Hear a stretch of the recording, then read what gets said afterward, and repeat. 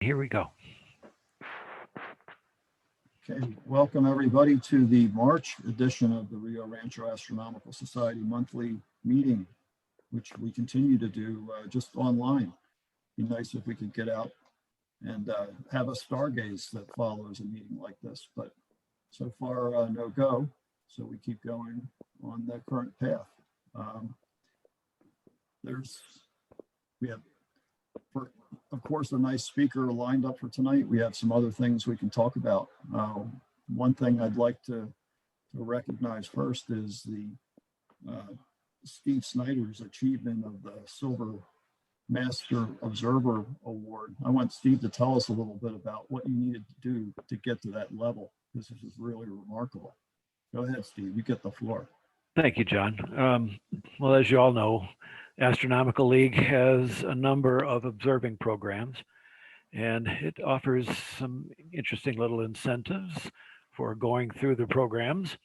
I was kind of inspired by Becky Ramatowski with the Albuquerque group back in 2013. She had completed her Master Observer Award, and so I thought, my golly, that sounds like a great thing to do. Gives you some purpose and incentive, and it's just a nice thing to do. So I started going through it. I actually had picked up a piece of the one of the programs back in 1982 when I was still up in Grand Rapids. I picked up one of the pieces of the Messier program. But after Becky inspired me, I went after it and completed the Master Observer in, I believe it was 2014.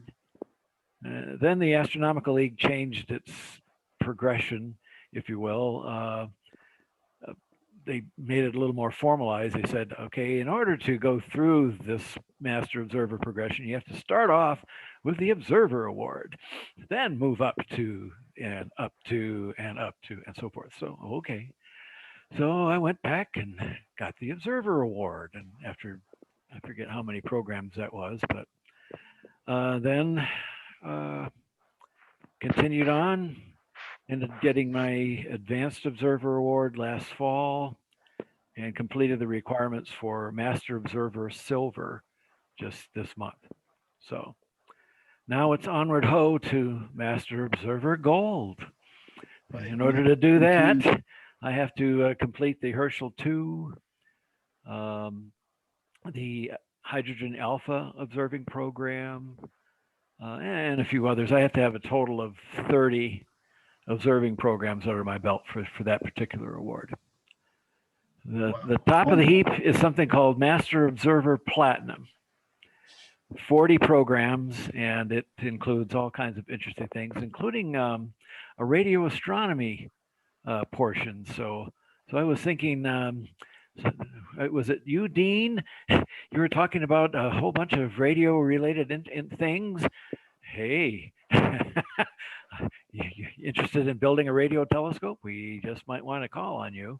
So yeah, actually have the pieces of a oh shoot, dang it, the thing that the NASA thing, the radio Jove. We have the pieces at the top of the observatory. Wonderful. All right. Well, when I get to that point, I'll be calling. So, but I find that going through the programs is just, inspiring, and it gives you some purpose and structure in your observing, and it's just a fun thing to do. So I think it forces you to pay attention to your observing a lot, yes. Your record keeping, especially related to different programs. And it gives you an incentive to get out on a cold night and look into the winter sky at some things when it might be easier just to stay inside and watch TV. That's true. True. It's really good for that reason alone. But Steve is a modest guy, and there are lots and lots of programs, difficult programs in there that have to be completed to really get to that level. And it's quite an achievement. Some of those planetary nebulas I know, and trying to find Ps1 and M15. Oh my gosh. That's what having a Celestron 14 on a permanent mount makes a difference. Right. That helps. anyway, something to shoot for everybody. There is something for everybody in the Astronomical League's programs, whatever your skill level is and whatever your interest is and ambition is, it's all there. And if you're one of the real hungries out there that have completed everything and they're looking for something else to do, they keep adding more stuff for a lot of those folks. So that's why you've got an award that recognizes someone that's completed like 40 programs, because there are people out there that have done 30 of them. And so that's kind of where that's going. I'm interested to hear what people have done in the way of observing in the last month. Anything interesting for observing reports?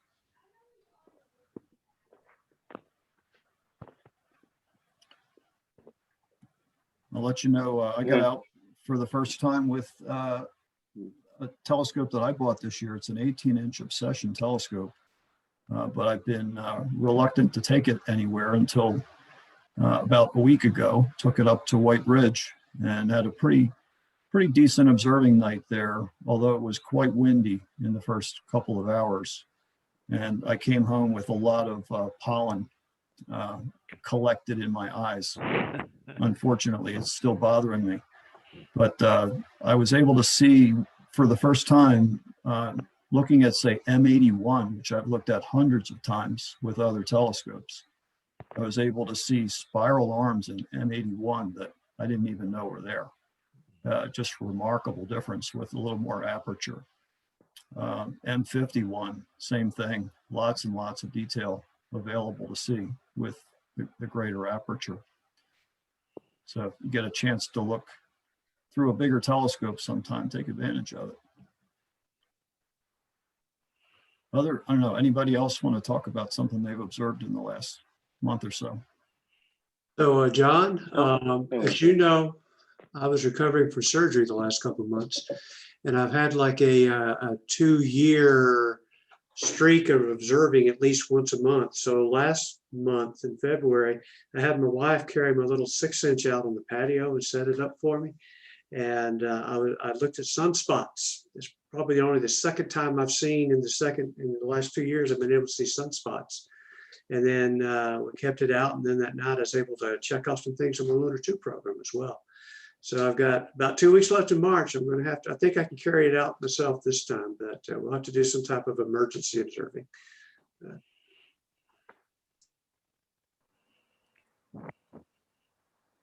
Lunar 2 is fun.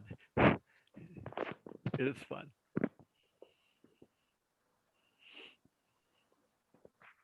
Sure how much I have left to do. I have to go take a look, revisit again, but it's really a fun program, no doubt about it. You have to catch the moon at the right illumination and at the right libration sometimes to be able to see what there is to see. It's a lot of fun, challenging but fun.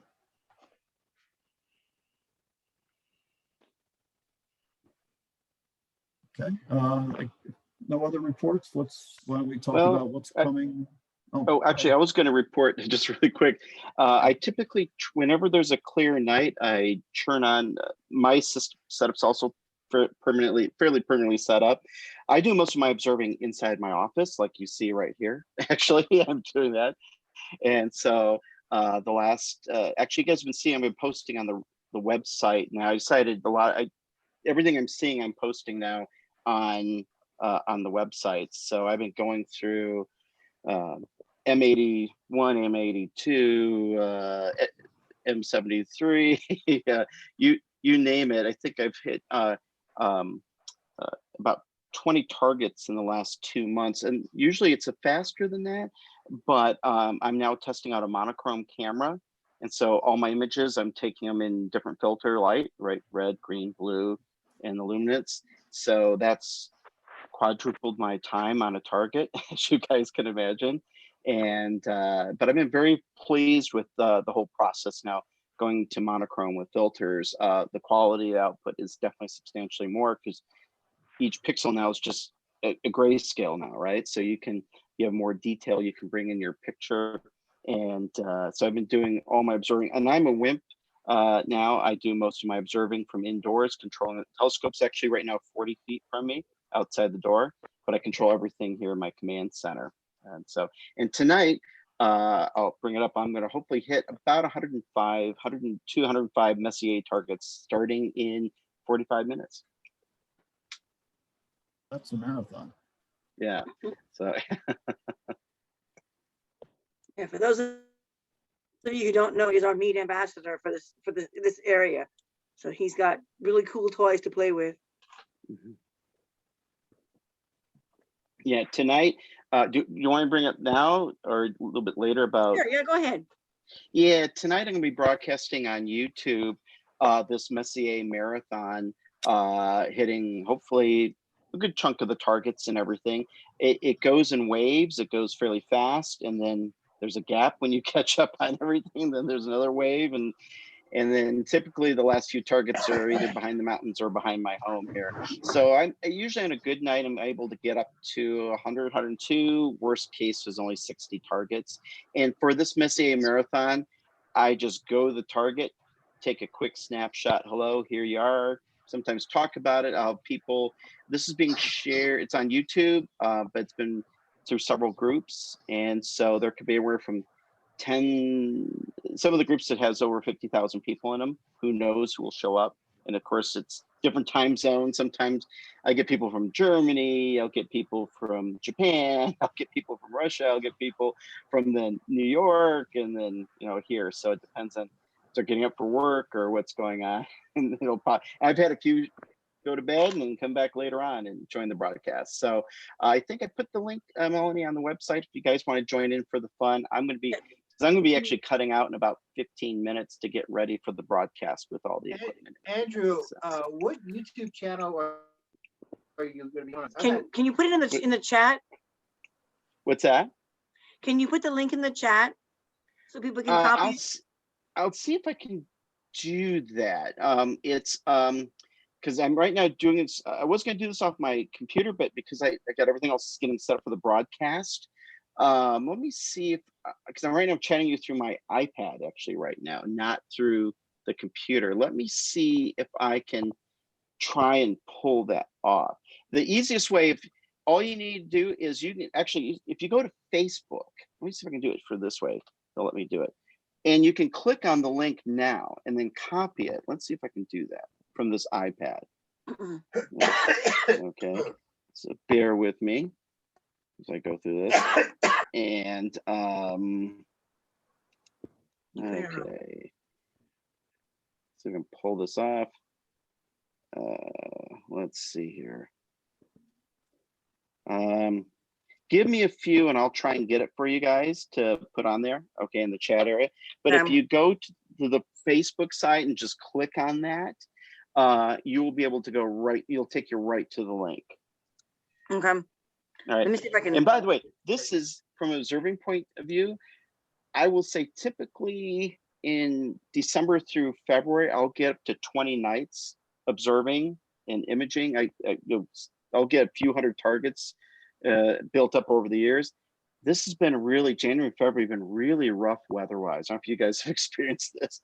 So tonight I wasn't, I was going to do the Messier Marathon until I realized, oh my God, we got an amazing weather window. And so otherwise, so I would have more to share and talk about. And I should also, the YouTube channel is Space Travelers X. Yep, Space Traveler X. Let me see if I can.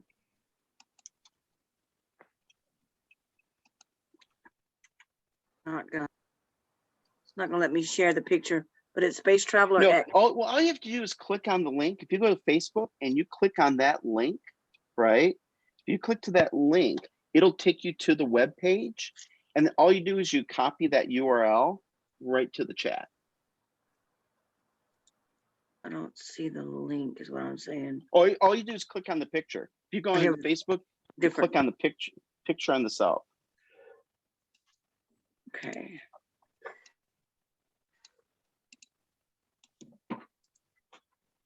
There you go. Okay. Okay. You see what I mean? It's in the chat now. Okay, you got it? Yep. All right, good. Thank you. Yeah, unfortunately, I can't really control much from my rig because I'm doing a lot from get ready for the command center over here. So.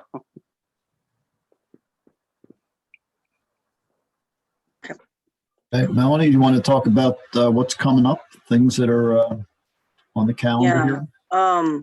Let me share this thing right here. We have some stuff coming up.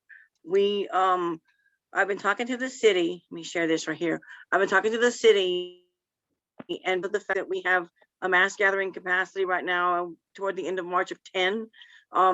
They decided that we were talking, and we think that moving our naming of the benches and stuff, and the sundial should be moved from May.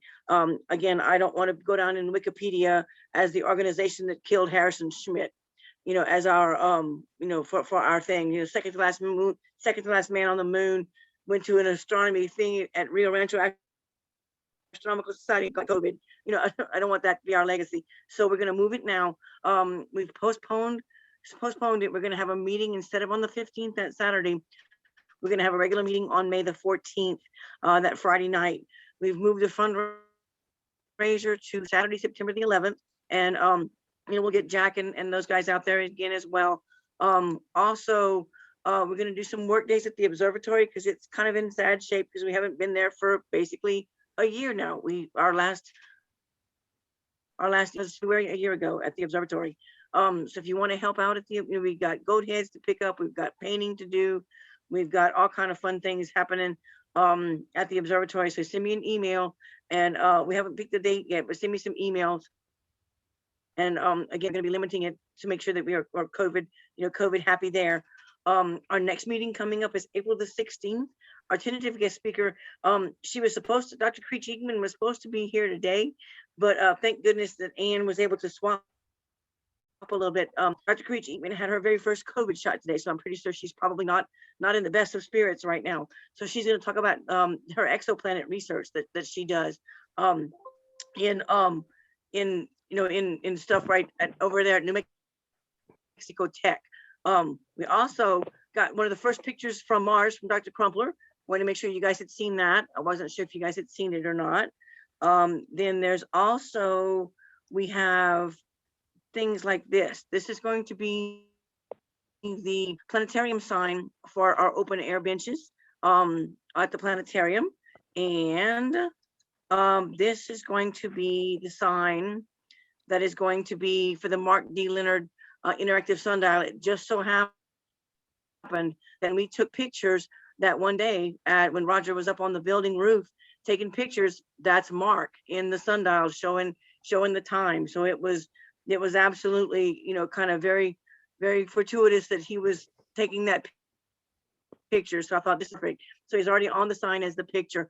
For those of you that don't know, he passed away a year ago in January. He's one of our founding members, and he helped do the math for the sundial and stuff like this too. So we figured it was kind of fitting for him to have a name on the sundial, and then Dr. Schmitt be honored by the benches around the planetarium because he's done so much for us.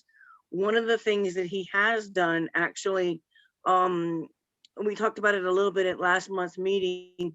There's a group in Switzerland called Swiss Apollo, and he had done some work for them, and because they were writing a book on the Apollo missions, and he was going to be paid for the work, and instead of being paid for the work, he actually decided to donate the money to the Rio Rancho Astronomical Society.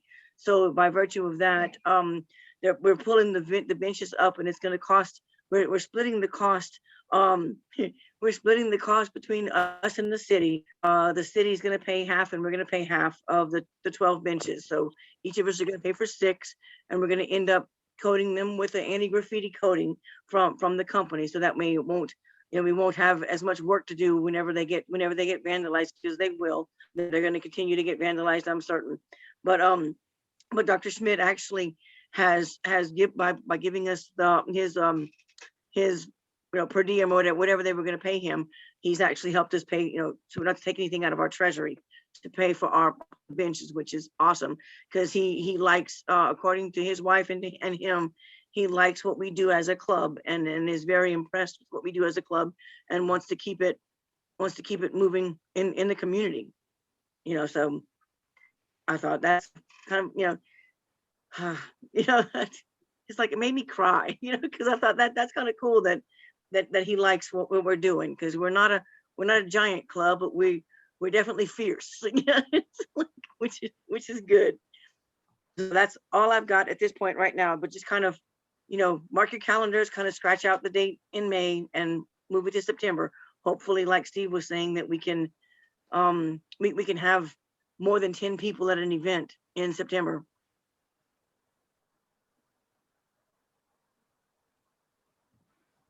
Postpone that because there's no way you're going to have, an event with a former astronaut and expect to have, just a handful of people there.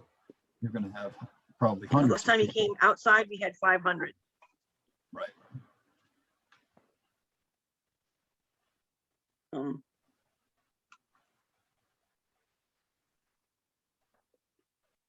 And that's Andrew's setup outside. He's like right now. Yeah, it's amazing what he's got out there. Oh yeah. Yeah, if you guys are curious, I'm getting ready for the broadcast. I'm actually, even though it's a bit twilight out, right? I'm actually getting ready to point things in the sky. So some of this I have to get things outside, and then I'm going to be indoors for most of the event. My remote focuser has not come in yet. I'm getting that set up before I head back to Michigan, because then I control this telescope from anywhere on the planet.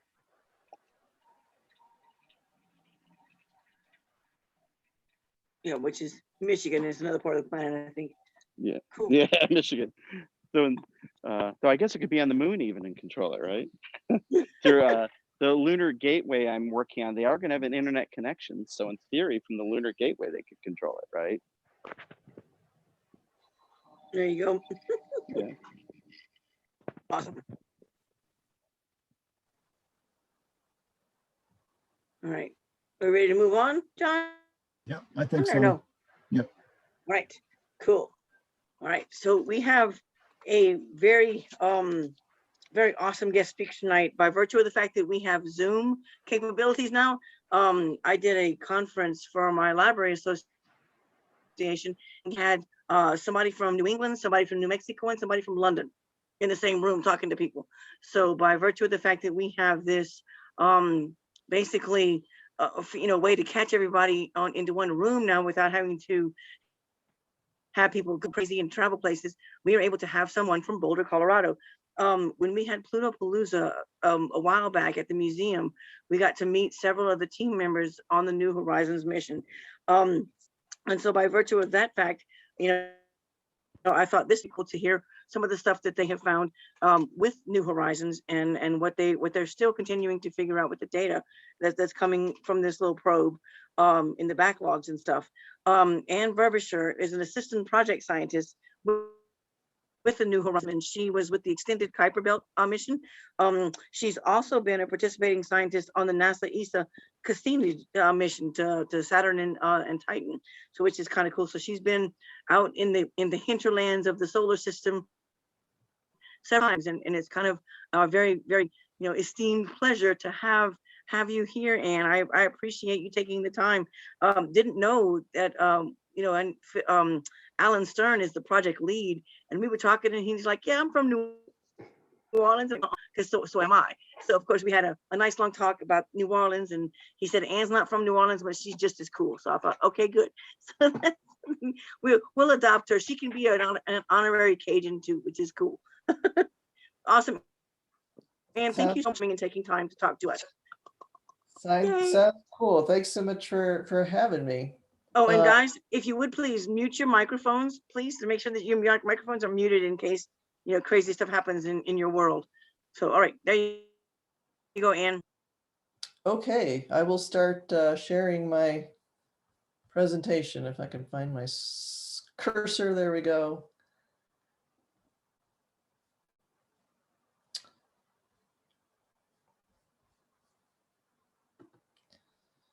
And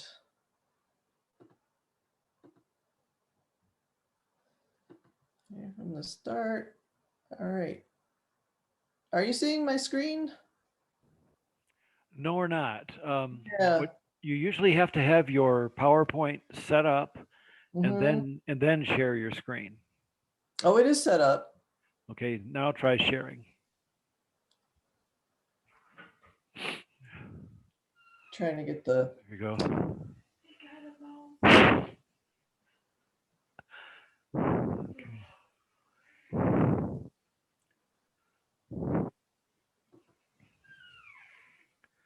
Yeah, so you should have your PowerPoint is, here you go. there we go. There, you're all set. Okay, does that I'm look gonna good? mute. All right, and what I wanted to do is also bring up the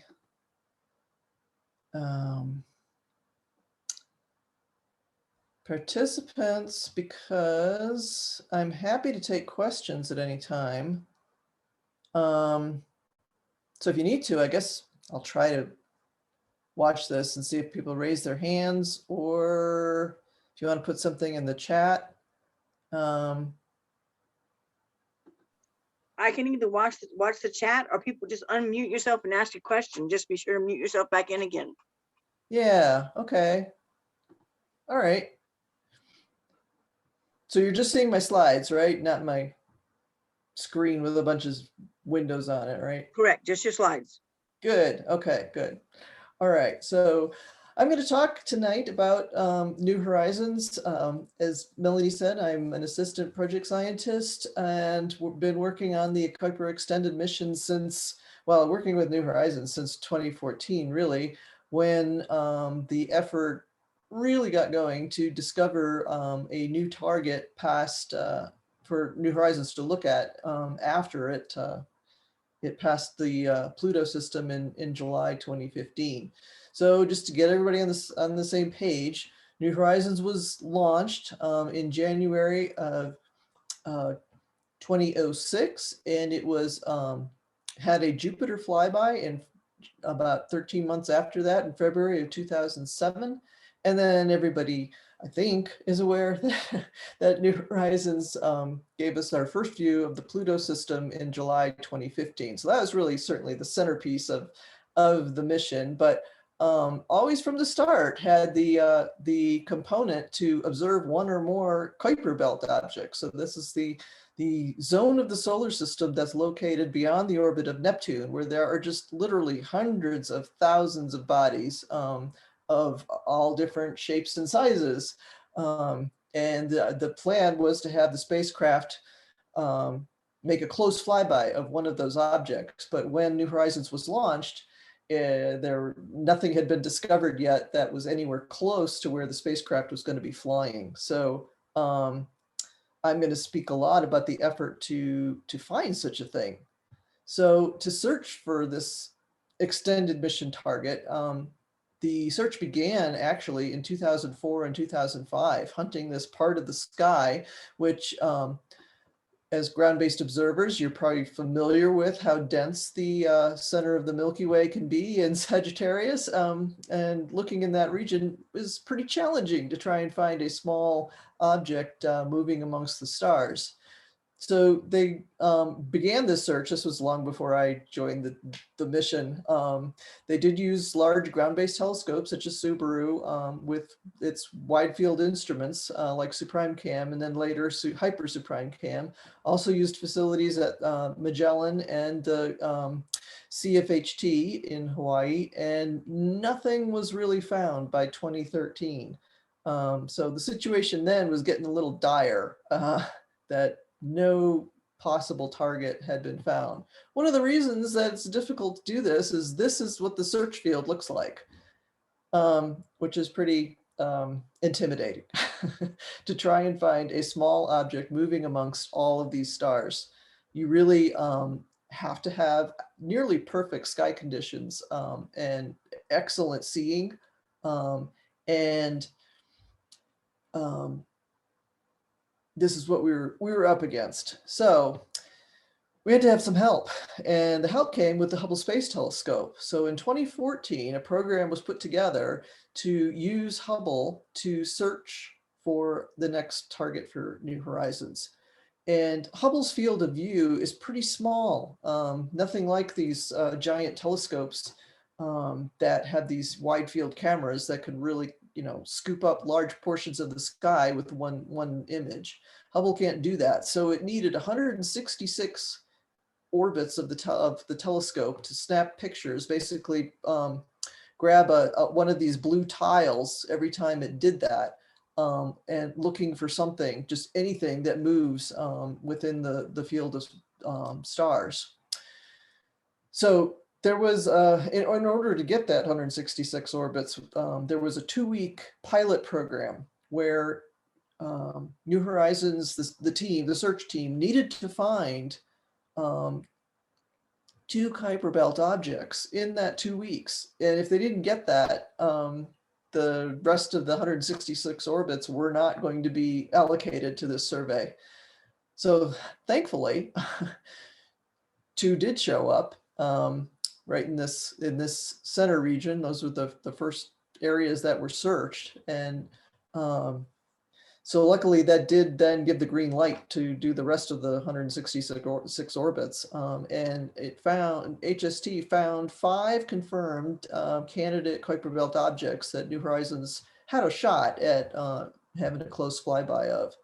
2 were ruled out later. We called these PT numbers for potential targets. So they got labeled PT1, PT2, PT3.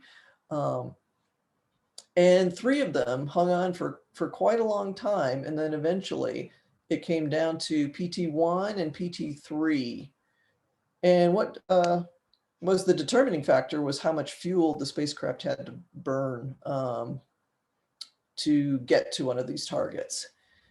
And it turned out that one required significantly less fuel than the other one. So that's how PT1 was chosen. And that object became what we know now as Arakoth. That was also given the provisional designation 2014 for the year it was discovered, MU69. So in a lot of what you'll see following, there are references to MU69, but now we refer to that object as Arakoth.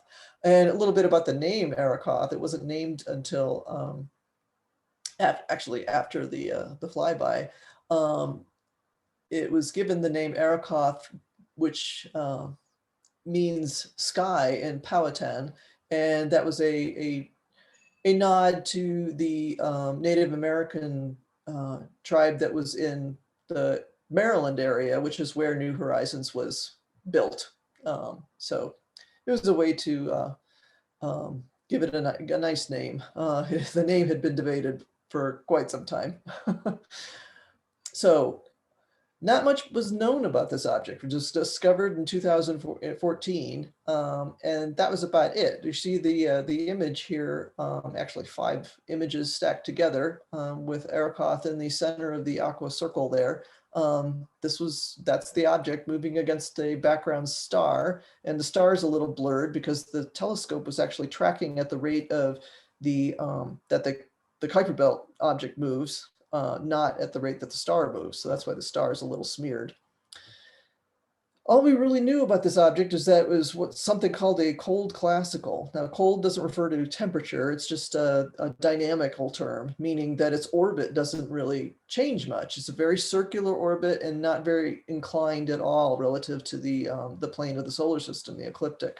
So it takes like something on the order of 500 years to orbit the sun, and those objects have not moved or been changed since the formation of the solar system. So that's why it was really a high priority to find one of these, specifically this type of a Kuiper Belt object, one of these things that has not been altered. And all we really know about other cold classicals is that they're dark. They don't reflect much sunlight, visible sunlight at all, and that they're red. They're redder than Pluto is, but not quite as red as Mars, so relative. And a lot of them are binary. About 30% of them are actually 2 objects orbiting each other. And that was about it. That's all we know about this object before New Horizons is going to make a close flyby. So how do you learn more about this object before January 1st, 2019, which is going to be the flyby date? And here we are. So post-discovery or right at the discovery in 2014, we got 5 years until this encounter. How do we learn more about it before the spacecraft actually gets close to it and plan for the spacecraft approach? And the answer to doing that is stellar occultations. So that's where ground-based astronomy comes in to the picture. This is a little bit more about Kuiper Belt objects and where Arrokoth fits into the grand scheme of things here. So this is a plotting inclination of objects versus the semi-major axis distance from the sun. Pluto is a resonant object, so a lot of those objects fall in this area right at about 39 AU. So here's Pluto. It's a little bit on an inclined orbit, and it's in a 3-2 resonance with Neptune. So it stays there, and that's why all those objects line up at that same distance from the sun, but various different inclinations. And then here in blue are those cold classical objects, and that's where Arrokoth falls. So it's on an orbit that isn't inclined very much at all, and it sits at about 44 astronomical units from the sun. And then you have other hot classicals, which are hot at higher inclinations, and scattered objects are the purple ones. Those are flying all over the place, and then they have eccentric orbits, inclined, and they've been messed around by Neptune, but these cold classicals have not. So that's what makes them unique. So following the Pluto flyby, the team had to put together an extended mission proposal and actually proposed to NASA to fly past a Kuiper Belt object. And so we had one discovered and wrote that proposal. And this is the cover of the proposal that was submitted to NASA. And thankfully they approved. And New Horizons was set to have its January 1st encounter with what was then called Ultima Thule, but that got changed to Arrokoth later on. And for the flyby, for the most part, people were calling it MU-69. So New Horizons is following this yellow line, this trajectory out past Pluto and continuing on through the Kuiper Belt. And it still continues on that trajectory and will for decades to come. So now that we've discovered this object, we have to plan for a flyby. And this is going to be more challenging to do than the Pluto flyby even, because it had a very uncertain orbit. We'd only seen it a few times since discovery, whereas Pluto had been discovered in 1930. So its orbit was much better known than Arrokoth's. We didn't know if it had any moons or rings or a dust cloud around it or anything like that. It's further from the sun, so the lighting level is going to be a lot lower, and the spacecraft's further from Earth. So at that time, it'll be more than 12 hours round trip light time to send commands to the spacecraft and get a response back. And of course, the spacecraft is using less power. Has less power to use, and you can only get one shot at it, just like Pluto. You got one chance to get this right, so you better come through. So here is some of the plans that we had for the year 2017. There were, as it turned out, there were 3 stellar occultations of Arrokoth in the summer, Northern Hemisphere summer of 2017, and one in 2018. So plans started as soon as it was realized that these occultation opportunities existed. The plans got set in motion to go and observe them. This is the path of the shadow on the 4th of August, 2018, which crossed the northern portion of South America and into Senegal in Africa. So that was one of the opportunities we were going for. This is just some more detail on the trajectory of New Horizons as it's heading out into the Kuiper Belt and on its way to Arrokoth. But what do you get during a stellar occultation? So these are some of the light curves that were collected for an object called Cherry Clow, which is a centaur. This is a type of a Kuiper Belt object. but it's about 250 kilometers in diameter. And a very interesting discovery was made by stellar occultation of Cherry-Clow was that it actually has rings and a ring system. So during the stellar occultation, you're observing the starlight as the object, as Cherry-Clow moves in front of a star. It blocks out that starlight, so that's why you see the big dip in the middle. But then there were also two dips equidistant from the center of Cherry-Clow, where the rings showed up, which is a very interesting discovery because we didn't think there could be rings around something as small as only 250 kilometers in diameter. But sure enough, there's this double ring system.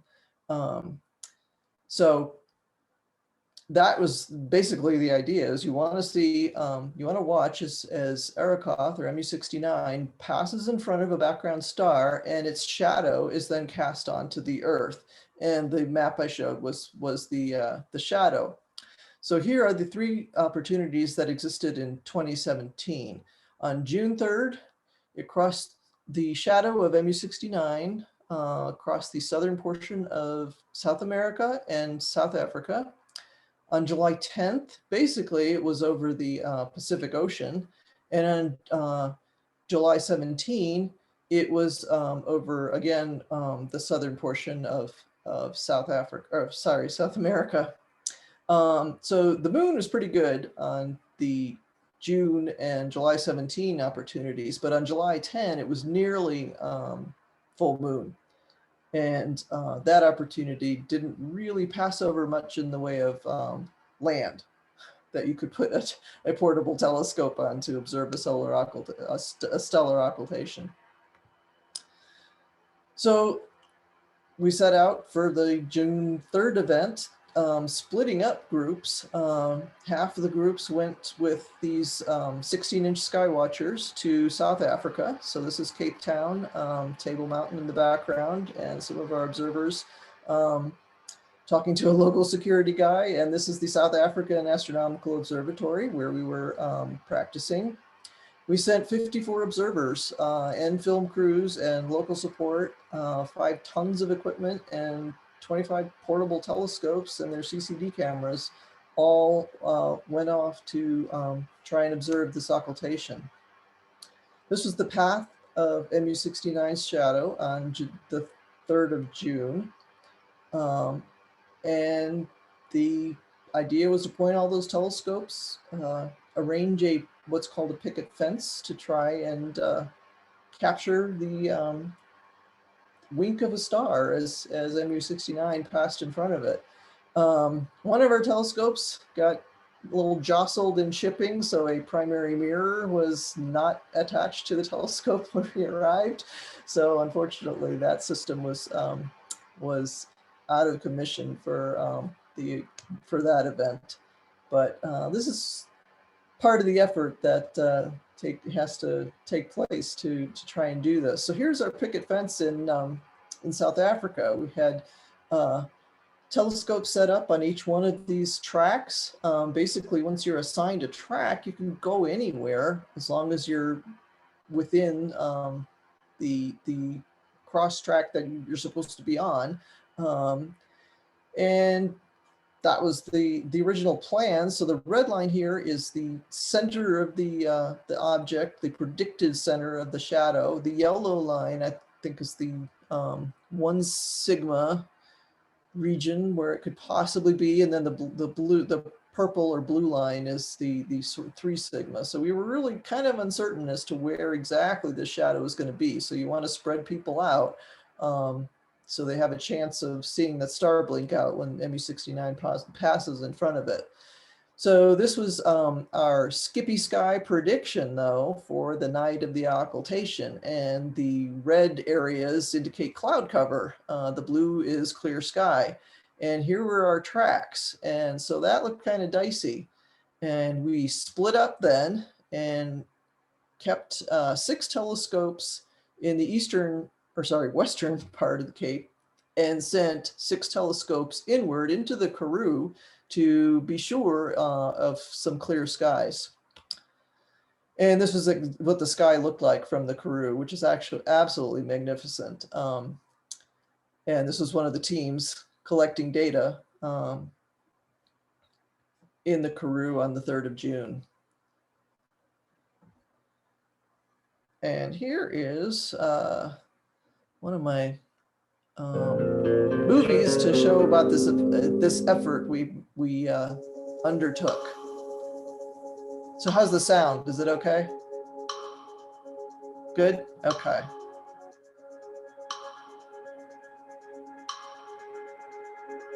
We're really hoping to get this one because this is our last chance.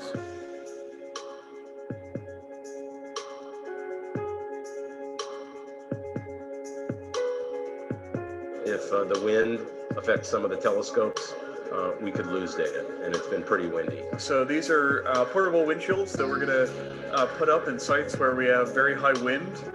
Yeah, hopefully this will keep the telescopes from shaking. Well, right now we're trying to set up the windbreaker, wind stopper. Comodoro is called the city of the wind.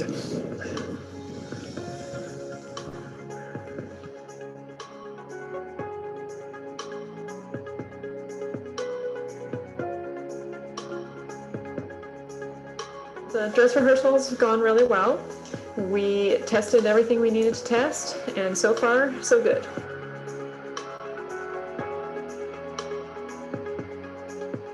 Today is the end of a very long journey. Like I looked into this back in February, and 3 opportunities to watch 2014 and U69, this tiny, small little rock in the outer solar system, pass in front of 3 different stars on 3 different nights. And we've had 2 of those already, June 3rd and July 10th, and we're now tonight going to witness the 3rd.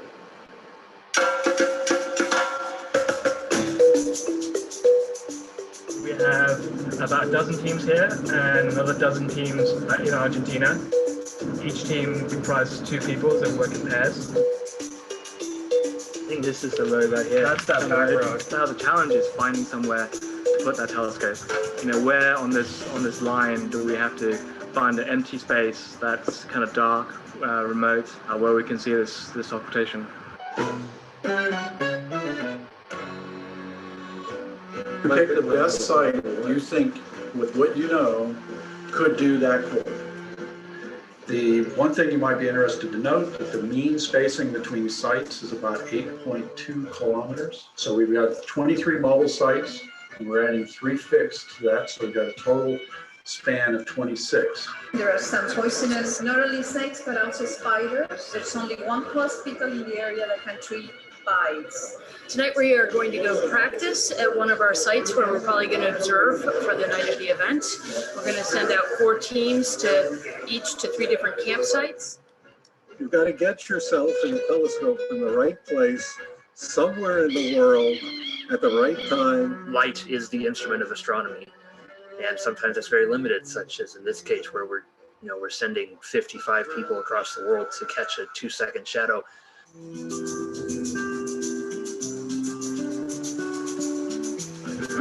So what's happening here tonight is we are practicing using the equipment and setting up the telescope. So now I'm going to attach the azimuth motor control, which connects here. It's a little bit cloudy, and that's making things difficult. It's a bad thing and a good thing, because this is not the kind of weather that we're hoping to have on occultation night.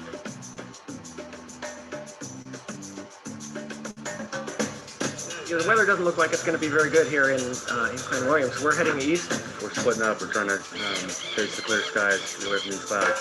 So we've sent most of our team out to Karoo. 54 people go into 2 different continents to watch an event that takes 2 seconds to happen. Overwhelming.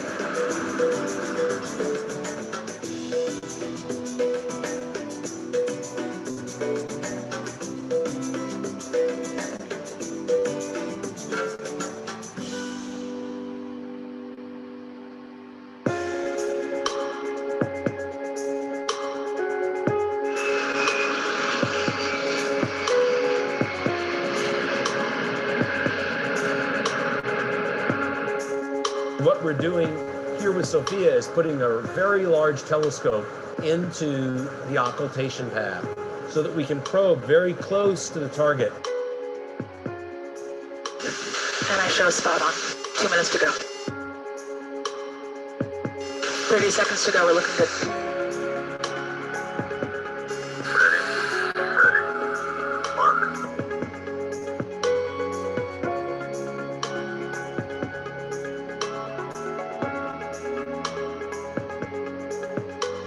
Our quick look data reduction software did not reveal the occultation dip in the light curve immediately to our eye, but it is very difficult, and we anticipated it would be very hard to see it with our eyes immediately, because all you have to do is blink and you've missed it. But all the data was taken, and now the data is being analyzed.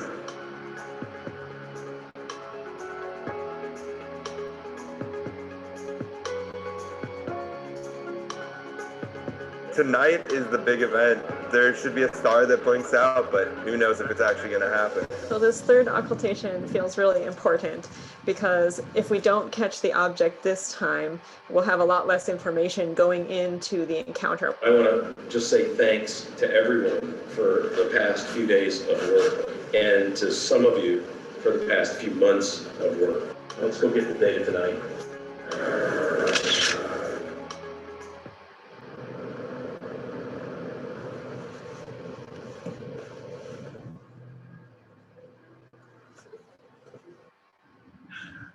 Well, we're about to start in 10 minutes. All right.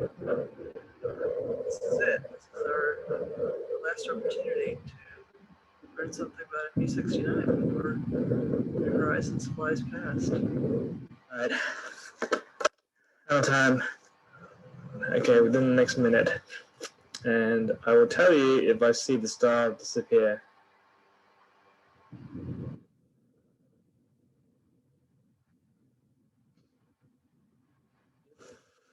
I saw it. No way. I saw it. I'm pretty sure I saw it. Holy cow. I actually saw it. Holy cow. No, I really did see it. Everybody else came back with data, and that's absolutely amazing.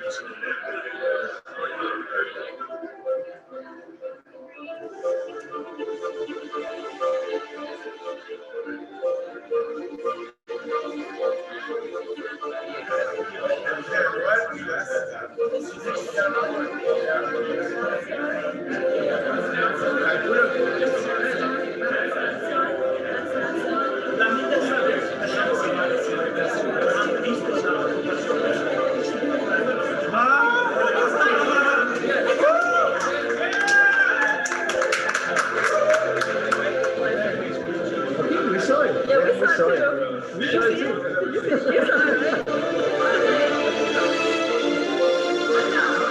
That's it. We got it. We as a team succeeded in getting not one, not two, but 5 different occultations. So we saw the star go out and come back as MU69 passed in front of the occultation star at 5 different locations.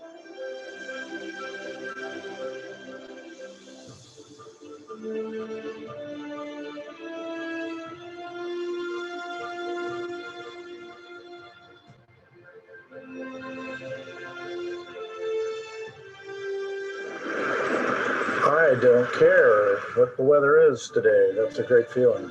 Here it is Tuesday. It's rainy, windy, cloudy, really nasty stuff for astronomy.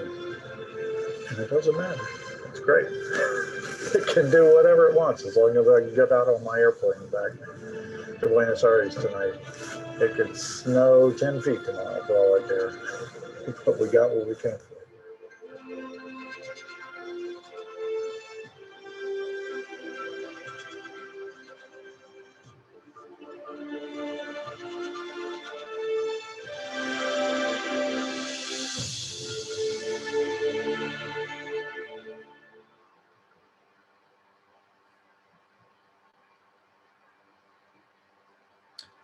Okay, So that was a kind of a summary of the 3 occultations events in 2017 that we had. So it was quite an undertaking for ground-based astronomers.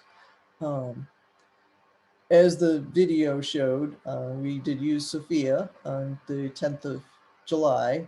That was only a handful of people riding on Sophia. I wasn't one of those. You saw Alan was there, when Mark Bowie and a couple other team members. But Sophia taking 20 images per second showed one where the star disappeared. And it was hard to say at that point whether that really was it. And here's the effort that was put together for the July 17 occultation in Patagonia. And here are those results. Again, the star blinking out from 5 different tracks. And this gives us an idea that the shape, basically it's painting out the silhouette of Arrokoth onto the sky. So we know that its shape is not spherical and could possibly even be a binary object. So that gave us a lot of information, gave us an idea of how big it was, the size, and then this odd shape, which could actually be a binary, a contact binary, where those 2 pieces are just touching each other, or something that's kind of elongated like a potato shape. But that would all 3 of those could give you that same silhouette. So this was very, very helpful. Also, there was a great amount of astrometric information. Once you've seen that shadow, you know exactly where it is. So that helped plan an occultation the next year in August in Senegal. And there was also going to be an opportunity to observe the same event in Colombia in South America. So we sent teams to Senegal as well. And these are some pictures of involving local astronomers to help us in Senegal with the event. And it was a big logistical undertaking just to ship all these telescopes to Senegal and get that all put together. It was around a festival in Senegal, so there was a goat being transported to be the main course at a festival near the time that we were there. We also had police escorts, which was quite interesting. So going into the flyby then, we just want to really get as much science as we can out of this, map the geology of this object, look and see if it has craters, how many craters, fractures on it. We really didn't know what the heck cold classical Kuiper Belt object looks like. And so we want to search for, New Horizons has instrumentation that enables it to search for the composition of the surface, like ices that we expected. Could be ammonia ice or carbon monoxide, methane, water ice, things we saw on Pluto, and things that are in solid form out in the outer solar system quite commonly. And answers the question of what makes Arrokoth and other KBOs like this dark and red. Why are they like that? So we needed to navigate to this very small object, much more difficult navigation job than to fly by something that's 2,000 kilometers across like Pluto is. You almost can't miss, right? But when your target is only 35 kilometers, that's a different story. You want to be sure that you're not going to point your camera in the wrong place. So there was the real value of the occultations that we had. We did observe I should say that the weather in Senegal was not the greatest on occultation night, but there was one very definite positive track and a possible second track observed on that night. So it wasn't, we didn't come home empty-handed, but it wasn't quite the slam dunk success that the one in Argentina was. So we were constantly correcting the navigation and tracking using first Hubble and then the spacecraft itself, as the spacecraft gets closer and closer to MU69. So a raw image from New Horizons is on the left, with Arakoth actually within the red crosshairs, and then processing that, you can see it more clearly, and then with the stars taken out, you certainly see it as we're getting closer and closer, and you see the dates on the bottom increasing up to December 29. That's just a few days before the actual flyby. So here's the first images of Arakoth's shape. So we had that good idea of what its shape is like from the occultation. So this was the chance to see how close we came. So in going from one day, and we knew from the occultation it was about 33 kilometers in length, it changed into an image that you can actually see some features on. So it kind of looked like a bowling pin almost in that view, and then even closer. And at that point, it was being called the snowman, and since it was January, it kind of seemed appropriate. But the assumption was that it was two spherical things attached together with a bright neck. And it was, as I said, mentioned earlier, Ultima Thule was one of the early names given to the object. And this is our first and only so far look at a pristine Kuiper Belt object that really has not changed much since the formation of the solar system. And the shape, however, turned out to be quite a surprise. We had that initial assumption that it looked like a snowman, or shaped like a snowman, like two balls put together, but actually it's more like a lentil or an M&M, very, very flat on one side. And we just happened to be looking at the broader dimension. And I think this is an animation here of what that shape looks like when it flips over. It's actually a very flattened object, which is quite interesting and strange to figure out how something came to be shaped like that. There have been a lot of theories, a lot of ideas tossed around, but nothing that really solves it. And this is some more approach images as New Horizons gets closer and closer. One of the things we wanted to figure out was what its rotation period was. And that was also very difficult to figure out because the pole, as it turns out, is nearly pointed right at the direction of the camera. So you don't really see a lot in the way of variation. It pretty much, when you're far from it, its brightness really does not change very much as it rotates. But as it turns out, the rotation is about 16 hours. And the shape perfectly matches the occultation profile measured from July 17. So that was pretty gratifying to see, and highlights the value of these occultations of small bodies. I should point out that this is really enabled by two spacecraft, and that is a Hubble space telescope, of course, that gives us orbit information on where MU69 is. But also the Gaia mission from Europe that has mapped out the sky and provided the astrometric information about the stars with precision that we've never had before. So you need both of those things in order to predict an occultation and put yourself in the right place on Earth to be under that shadow when it passes over. Those two things have been critical for doing this prediction. And the stellar occultations enabled the spacecraft to have pointing so precise that this was the view from the best camera that New Horizons has. And as you can see, Arakoth goes right through, nearly perfectly centered in the field of view of that camera. And you would never have gotten that without stellar occultations providing the astrometric information of where that object is and where you need to point the camera to get the best close-up image. This was our shot at a close view of this object, and they were right. They were absolutely It's bang on, right? Absolutely correct. So that was pretty amazing.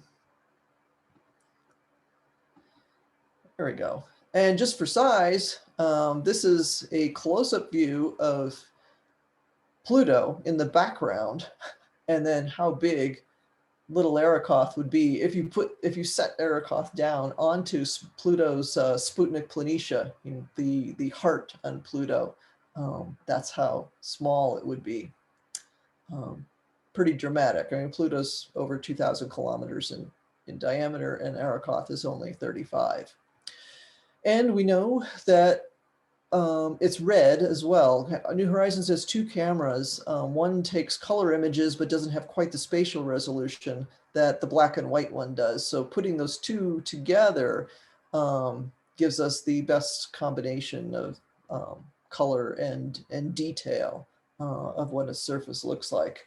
So it has some complex geology. I won't go into every single one of these different geological regions, but lots of hills and troughs and pits and things and dark areas, but very few impact craters, it looks like. There's this big thing here called Maryland. We think that's an impact crater. And there are some here that you see on the Terminator, but really on the body itself, not a whole lot. And it's been investigated and asked over and over again, is that just because of the lighting? You know, usually you do see more craters along the Terminator. You were just talking about the Lunar X tomorrow night, right? That's a Terminator effect because you see a lot more topographic detail on the Terminator. But that really doesn't seem to be the case on Arrokoth. Other objects that have been illuminated just as much and just like this show more craters in these areas that look relatively smooth. So there really does appear to be a lack of large craters on Arrokoth. This is Comet 67P, the Rosetta mission target, and that is shown there just for a size comparison. So this is how big that comet nucleus is compared to Arrokoth. So compared to a small comet like that, Arrokoth is pretty big. Surface composition wise, there is some evidence for organic materials and a bit of evidence for water ice, but not a whole lot, nothing like what you see on Pluto. What the only real almost the ice that you see with some confidence is methanol, which is interesting that we don't see things like CO2 or methane or any of those ices that you see on Pluto. No nitrogen or anything like that, mostly methanol. The principal axes of these two different components of Arrokoth, the large part and the small part, which were also called Ultima and Thule, Ultima for the big one and Thule for the little one. But they are precisely aligned, and that is has to be a clue to their formation. Because that just is hardly likely that would be just due to chance that they would be aligned like that.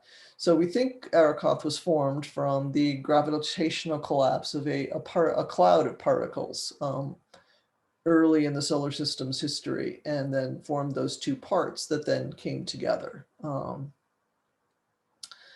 So that's our best guess at its origin. So looking at this object, you can think of New Horizons as basically a time machine that transports you to the earliest days of the solar system, the origin of the solar system, where you can observe what the building blocks of the planets looked like by looking at one of these cold classical objects. One of our team collaborators is Brian May, and he put together a little musical tribute to New Horizons approaching Arrokoth. This one isn't as long, I promise. Just a little bit of his music added to it.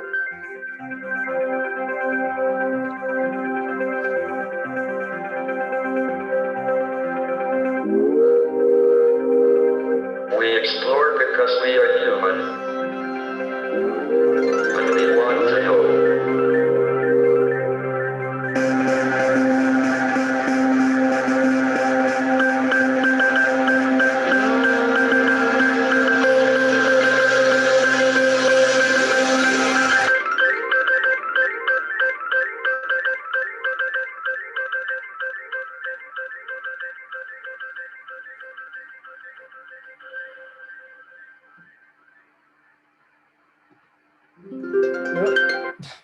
again. So what's next for New Horizons? Just a couple of slides to wrap up. What we're working on now is we're back in the search mode, trying to find targets for, it'd be great if we could find something else to fly by. But if we can't come that close to them, there are a lot of objects that New Horizons can see with its cameras. But we exhausted the ones we already know about. That's been about 30 so far that New Horizons has looked at a distant range, nothing close enough where you could actually resolve an object to see craters or features on it or anything like that. We're just measuring what the reflectances of sunlight off of those bodies at geometries that you can't do from Earth. So this is a completely unique opportunity and facility that NASA has right now, a spacecraft, a telescope in the Kuiper Belt to be taking pictures of other Kuiper Belt objects. But we need to find them before we can point New Horizons at them. So we're using, instead of Hubble Space Telescope this time, we are using the Subaru telescope on Mauna Kea and making use of the hypersuprime cam, which is shown here in a picture. It's a massive camera with 116 CCDs. It has a 1.5 degree field of view on the sky. And once again, searching for something that moves against the background stars. This is what some of those data look like. Last summer, we had a search effort that generated, about 44,000 of these images like this of possible candidates. And we used human eyes to search and see if anything looked like something that New Horizons could follow up on. Now this example here is a no. That is not a Kuiper Belt object. This is what the actual data look like.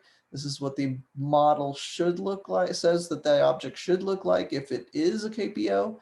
You subtract the two and you get this, and the standard deviation of that subtraction is shown here, and nah, that's nothing. You pass it up and look at the other 44,000 images. But this one was a good one. So here are the data. Here's the model. Yep, those two pretty much match pretty well. And subtracting the data from the model, yeah, it's pretty much gone. So that one was a good one. This turned out to be, oh, I don't know why I called it 2011. Sorry, that should be 2020. KP11 is the name because its discovery was in 2020, not 2011. I think I had 2011 on the brain for some reason. A lot of other objects were 2011, but this one was 2020. So we also used Hubble once again to look at this object to refine its orbit. So you could point the New Horizons LORRI camera at this object, and New Horizons observed it in December. And this is what one of those images looks like. Again, a dense star field, and you need to stack several of these images to even see the KBO. And we've been watching its light change, the reflected light change, and that can give you a rotation period. But even for this one, it's been hard to really nail it down. It could be something like 4, 9, or 16 hours. It's hard to tell. And New Horizons is going to look at this one again in May. So we have observations planned to observe this one again. And we also have, I just put in yesterday, another proposal to use Subaru this summer. We're going to do the same search all over again and try and find a flyby target. And if no flyby targets appear, we'll look at whatever's close enough for New Horizons to look at. And that's what we've been working on. So lots of ground-based observing in the past 5, 6, 7 years. And that's pretty much it. So I'd be happy to take any questions that anyone has. Well, that's a great presentation, and it sure looks like that was a lot of work. But it looks like a lot of folks really enjoyed their work. That was pretty cool. Pretty cool. Yeah, we've got a great team of dedicated people to go after these stellar occultations. So they're working now on the Lucy mission. NASA's Lucy mission has a number of targets that all have occultations upcoming prior to that spacecraft arriving.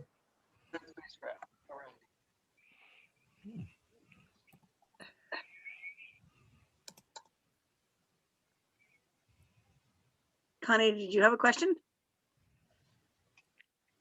No, I'm just thrilled to be able to see this, and I wish I could have met her in person.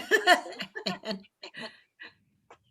well, maybe sometime an occultation will bring me down to down to New Mexico. oh, yay! You'll have lots of helpers.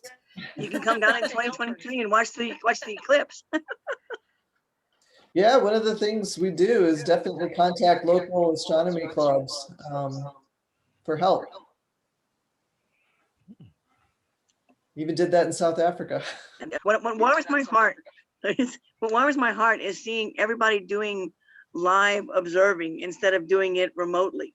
You know, instead of using other, you know, the remote things. It's kind of warms my heart to see everybody real telescope observing too with the remote stuff. Yeah, I mean, I've been on one occultation trip during COVID last October. We were down to Texas. And then actually I did Apophis a week or so ago in Greeley. So, Greeley, Colorado, not too far. We got a question in the chat. Do you see it, Anna, or do you want me to read it? Yeah, so technically a centaur is a type of Kuiper Belt object. So the question is, what's the difference between a Kuiper Belt object and a centaur? So I could go back to my slide. Getting a lot of echoes. So if you're not speaking, try to mute your microphone and maybe we can eliminate that.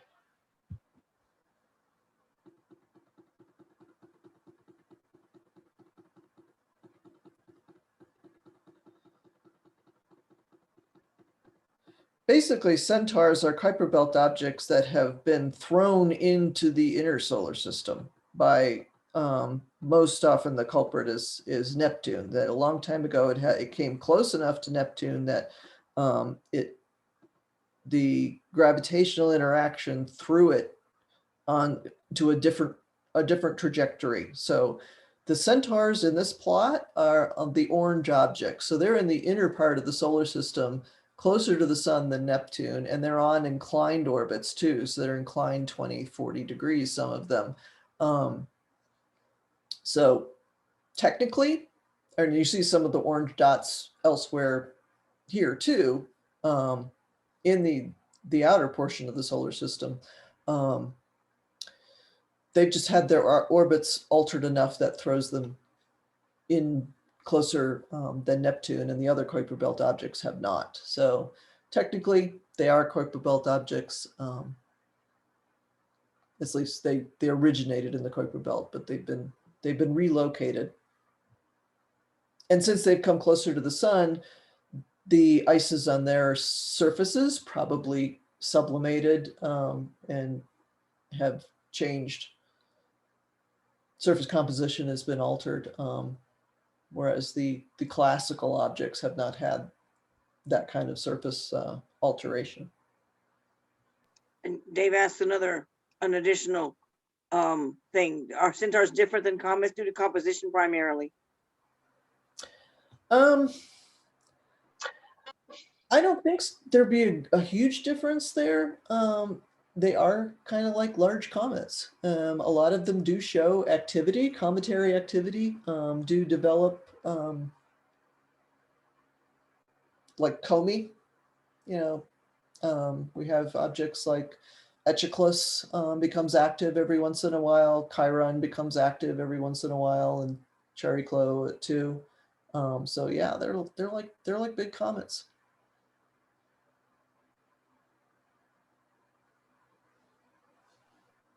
I wonder how many people like me are wondering if they should be updating their passports to maybe find a way to get on some of these travel trips to go to these exotic locations and use a Dot telescope that, you know, looks kind of like the telescopes we use. Yeah, they, It's like they fun. must. I'm guessing some of you probably own sky watchers, maybe not 16 inches, but we even have a set now of the 8 inches. When the occultate, all the albedo or magnitude of the target doesn't really matter. It's all about the star, right? That it's passing in front of. That's all you need to be able to do is see the star. If you can see the star with an 8-inch telescope, you're great. Right. So what magnitude of star were you winking out with these observations? These were fairly faint. That first set in June or in 2017 were pretty. They were on the faint side. The first one was 15. The one from Sofia was almost 16. The one in Argentina was a little brighter, 12. So that one was a brighter star. That's about normal. Okay, so for a 12th magnitude star and you have 2 seconds to notice that it winked out, how good are your chances of noticing that visually? Yeah, that has to do with your camera that you're observing with and what your cadence is. How many images are you taking per second? So I mentioned Sophia was doing 20. We're not, we weren't taking 20 images per second with the Sky Watchers. I think we were doing 5 per second then. So it's how fast you can take data. We've got another question in the chat. Is the element we have of let's say basically the same or not a compilation of different objects kind of things? Are they similar or not so much? The 2 halves of Arakoth, I'm assuming.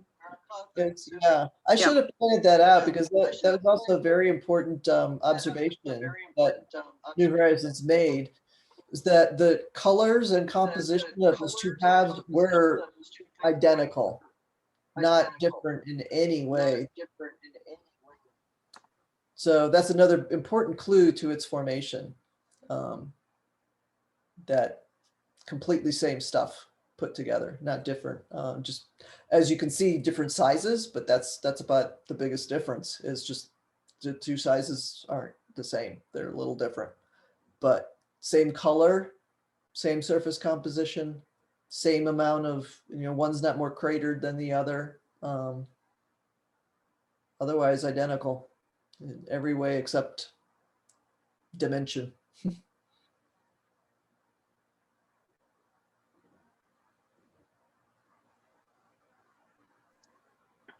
Very cool. So I hope anybody else really lucky and find something to fly by again at close range, but honestly, the odds are amazingly low. We'll keep trying. You can't say you didn't, you don't want to be able to say you didn't exhaust every opportunity to try and find something. Well, I think it's amazing in itself that you don't find anything either, it's saying something. Yes, we are learning a lot about these really faint objects because there haven't been surveys that have gone this deep in that region of the sky, or one region of the sky like that. So we are learning some very interesting stuff. I have a question. How much fuel is left on board New Horizons? How long can the mission be extended? So the quantity of fuel, I don't have the exact number in terms of number of grams in my head, but to the number we always used with Arakoth was 200 meters per second. was all we could alter the trajectory by. Anything more than that, then there wasn't enough fuel on board. And to do the burn that we needed to do to go to Arakoth, used up about 50 meters per second. So we used about a quarter of that available fuel. And we've been using more since. So it isn't completely exhausted. There is enough for another flyby if we happen to get really lucky. As far as fuel goes, there's plenty for an extended mission. NASA does its extended missions in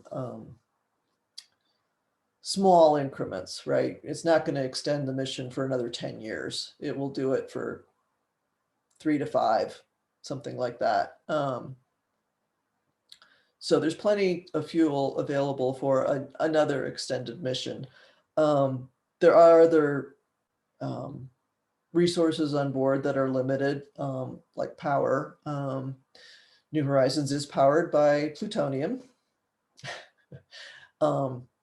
And there's enough plutonium on board to keep New Horizons powered until they're saying the mid 2030s would be about the time you'd begin to be starting to get concerned about that.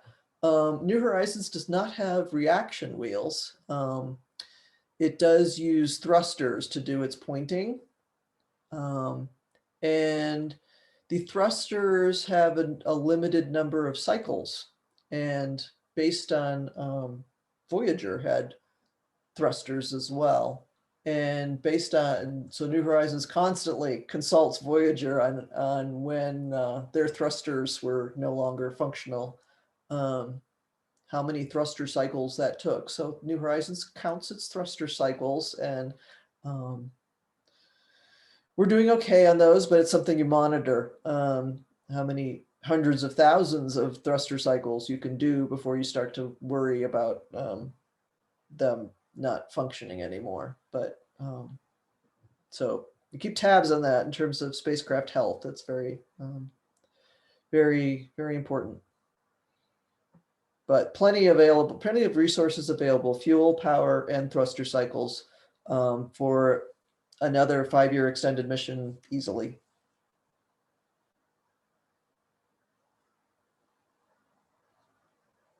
But yeah, good question. Other questions?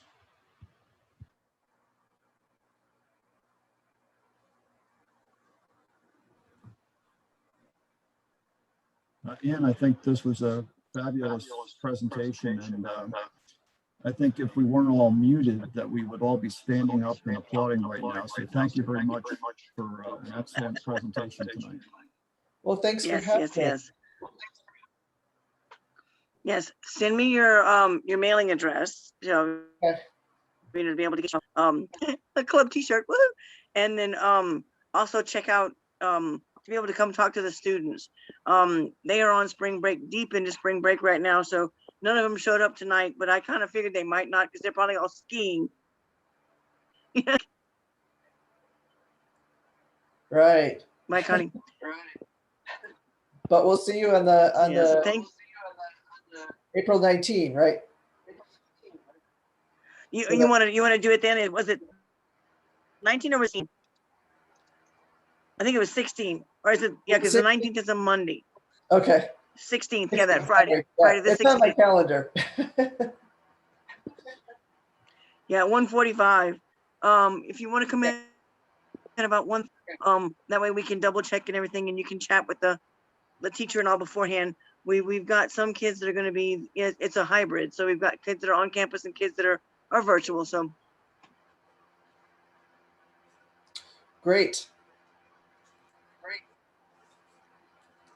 Looking forward to it. Thank you so much for your time.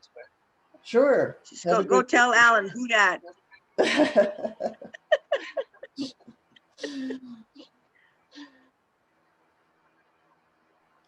Very cool. Oh, and Jim, do you want to say anything about the museum?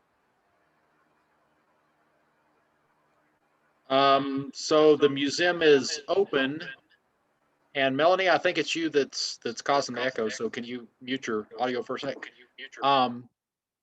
So the museum, there you go. So the museum is open. You should get your tickets in advance because we, this morning, we realized we were sold out today, tomorrow, and Sunday. So if you are going to come visit the museum, you need to go to the website and buy tickets in advance in order to be able to get in. But so the museum's open, but the planetarium and the Dino Theater are not yet. And are you still allowing only 75 in at a Yes, time? that's why we're selling out, is because we're only allowing 75 in at a time. And Ann, I enjoyed seeing your video again. We actually showed that video during Plutopalooza when we had it here. So thanks you for showing it again tonight. And thank you for the talk. My pleasure. Thanks for having me.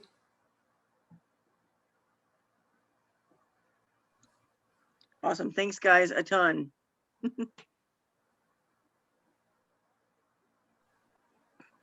think we can officially adjourn our meeting. Okay. All right. I will stop recording here. Anything else before I stop? Well, thanks, folks. And thank you, Ann. That was great. Appreciate it. And we'll Thanks. stop recording. Have a great weekend.